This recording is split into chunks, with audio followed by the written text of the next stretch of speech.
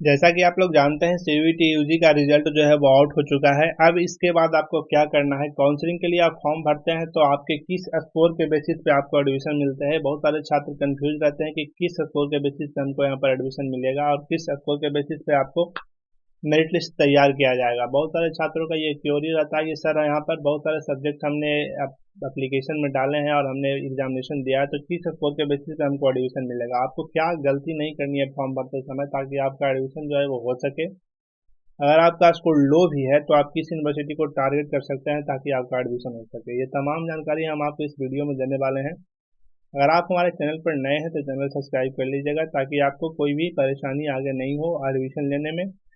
और सारे इन्फॉर्मेशन हम यहाँ पर आपको प्रोवाइड कराएंगे ताकि आप जो है वो समय समय पर काउंसलिंग की प्रक्रिया को देखते रहें और किस यूनिवर्सिटी में क्या चल रहा है ये भी आपको ध्यान देते रहें। देखिए, हम आपको ऑफिशियल न्यूज़ के तहत यहाँ पर आपको बताते हैं ताकि आपको कोई भी परेशानी ना हो। तो ये एक यूनिवर्सिटी का रूल और रेगुलेशन है कि किस बेसिस पर मेरिट लिस्ट तैयार किए जाएंगे और किस स्कोर पे आपको एडमिशन मिलेंगे।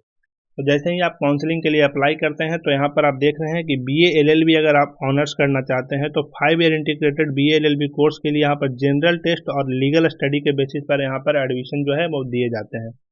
यानी आपने जो भी एग्जामिनेशन सीयूईटी यूजी में दिया होगा, अगर आपने लीगल स्टडी का दिया होगा और जनरल टेस्ट तो आपको होगा ही क्योंकि ये कंपलसरी है, तो जनरल टेस्ट और लीगल स्टडी अगर आपने दिया होगा तो इसके बेसिस पे आपका मेरिट लिस्ट तैयार होंगे और इसी के बेसिस पे आपको एडमिशन जो है वो मिलेंगे।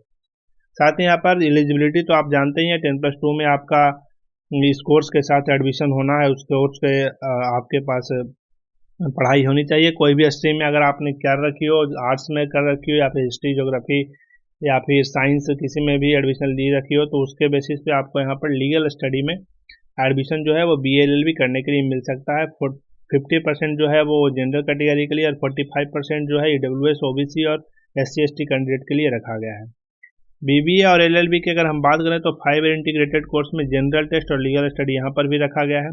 बीएससी ऑनर्स की अगर हम बात करें तो 4 year BSc honours in agriculture के लिए फिजिक्स केमिस्ट्री एग्रीकल्चर और बायोलॉजी और मैथमेटिक्स रखा गया है। अगर आपके सीयूईटी यूजी का स्कोर में बायोलॉजी फिजिक्स केमिस्ट्री है तो इसके बेसिस पे आपको एग्रीकल्चर में एडमिशन मिलेगा। अगर आपका एग्रीकल्चर बायोलॉजी और फिजिक्स है तो इसके बेसिस पे आपका एडमिशन मिलेगा। अगर मैथमेटिक्स फिजिक्स केमिस्ट्री है तो इसके आधार पर आपको एडमिशन मिलेगी और यहाँ मेरिट लिस्ट तैयार किया जाएगा। तो अगर आप बीएससी ऑनर्स करना चाहते हैं एग्रीकल्चर में तो आप इसके कोर्स के एडमिशन लेने से पहले आप अपना स्कोर में देख लेंगे कि क्या क्या आपने एग्जामिनेशन में दिया होगा यानी आपने चूज किया होगा।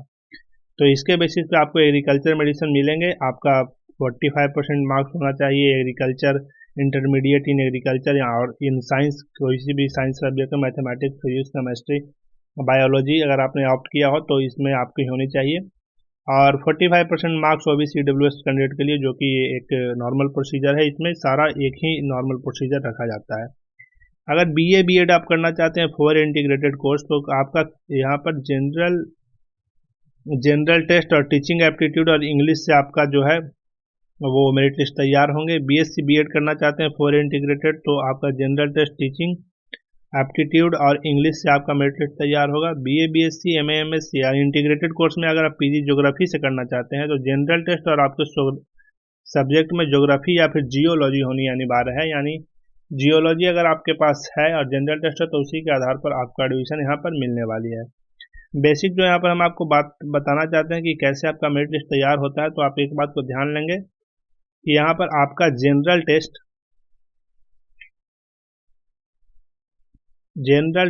प्लस सब्जेक्ट, इसी के बेसिस पर आपका जो है मेरिट लिस्ट तैयार किया जाता है।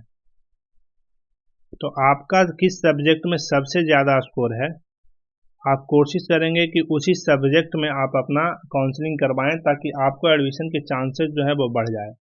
जनरल टेस्ट में आपका कितना मार्क्स है प्लस आपके सब्जेक्ट में कितने मार्क्स हैं, दोनों को कंबाइन करके जो मेरिट लिस्ट बनेगी उसी के बेसिस पर आपको यहाँ पर यूनिवर्सिटी एडमिशन देगी। तो आपका जिस भी कोर्स में ज़्यादा मार्क्स होगा आपको चांसेस बढ़ जाएंगे कि उस कोर्स में आपको एडमिशन मिल सकते हैं। जैसे कि अगर आप साइकोलॉजी में एडमिशन लेना चाहते हैं इंटीग्रेटेड साइकोलॉजी में, तो आप जनरल टेस्ट प्लस साइकोलॉजी का मार्क्स कंबाइन करके देखेंगे आपका कितना परसेंटाइल बन रहा है या फिर कितना मार्क्स बन रहा है। अगर उतनी परसेंटाइल आपको बन रही है और प्रीवियस ईयर का आप कट ऑफ उस यूनिवर्सिटी का देख सकते हैं, उसके बाद उस फॉर्म को आप काउंसलिंग के लिए अप्लाई कर सकते हैं ताकि आपका पैसा भी ज़्यादा खर्चा नहीं हो और आपको एडमिशन भी आसानी से मिल जाए। तो आप इस तरह से फॉर्म भरेंगे तो आपको किसी भी प्रकार की कोई दिक्कत नहीं हो सकती है।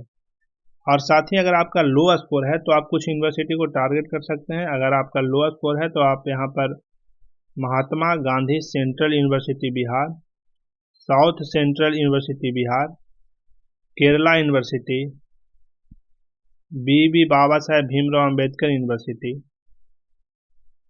कोयम्बटूर यूनिवर्सिटी, अगर आप प्राइवेट में जाना चाहते हो तो अलगप्पा यूनिवर्सिटी, गलगोटिया यूनिवर्सिटी, ये तमाम यूनिवर्सिटी हैं जहां पर आप अपना काउंसलिंग करवा के एडमिशन ले सकते हैं। तो अगर आप हमारे चैनल पर नए हैं तो चैनल सब्सक्राइब करके रखिएगा और इस इन्फॉर्मेशन को दोस्तों के साथ भी शेयर कर लीजिएगा ताकि उनको भी पता चल सके कि किस बेसिस पे यहाँ पर एडमिशन मिलते हैं। तो इस बात को आपको ध्यान रखते हुए आप अपना फॉर्म भरेंगे तो आपको एडमिशन मिलने के चांसेस बढ़ जाएंगे। अगर आप हमारे चैनल पर नए हैं तो चैनल सब्सक्राइब करिएगा ताकि तमाम updated news, UG admission regarding आते रहें। तब तक के लिए धन्यवाद।